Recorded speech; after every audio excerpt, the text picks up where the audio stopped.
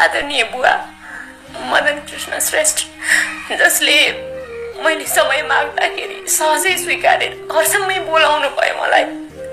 तर कतिजना कलाकारहरूसँग मैले यसरी काम गरेकी छु, मलाई आशीर्वाद दिनुहोस्, आज 100औं भाग पुगेको छ भन्दाखेरि यति रुखो बोली आयो उहाँहरूको, मलाई उत्साह भन्दा पनि निराश बनाइयो। उहाँहरूलाई म धेरै धेरै धन्यवाद भन्न चाहन्छु।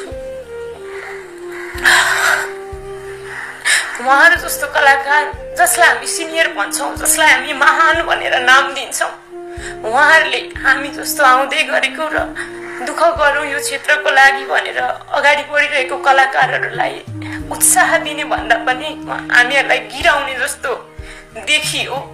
एकदमै दुःख लागेको छ यो कुरा भनिराख्दाखेरि। मेरो चाहना उहाँहरूसँग जोडिएर फाइदा लिनु थिएन, मलाई त मात्र उहाँहरूको आशीर्वाद लिनु थियो। तर धेरैजनाले अलिकति 2 मिनट समय दिनुहोस् न, मलाई आशीर्वाद दिनुहोस्, बोलिदिनुहोस्, मलाई अझ उत्साह बढेर आउनेछ भन्दाखेरि अलिकति रुखो बोलिदिँदाखेरि एकदमै अलिकति त्यो व्यवहार देख्दा चाहिँ दुःख लाग्यो। त्यस्ता मान्छेहरूको आशीर्वाद पनि चाहिँदैन हामीलाई, जोसँग एकदम अनुरोध गरेर आशीर्वाद लिनु परोस्। जसले सजिलै स्वीकार्नु भयो उहाँकोमा म आएकी छु। उहाँले मलाई आशीर्वाद दिनुहुनेछ र मलाई विश्वास छ उहाँको आशीर्वाद नै मेरो लागि सबैभन्दा ठुलो कुरा हुनेछ र मलाई विश्वास छ हजुरले मलाई माया त सधैँ गरिराख्नुहुनेछ।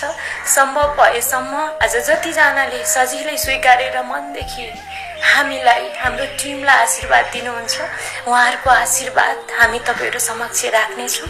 अहिलेलाई कार्यक्रमको सुरुवातमा अति नै आदरणीय मदन कृष्ण श्रेष्ठ बुवाको आशीर्वाद लिँदैछु, सुनिदिनु होला। धन्यवाद।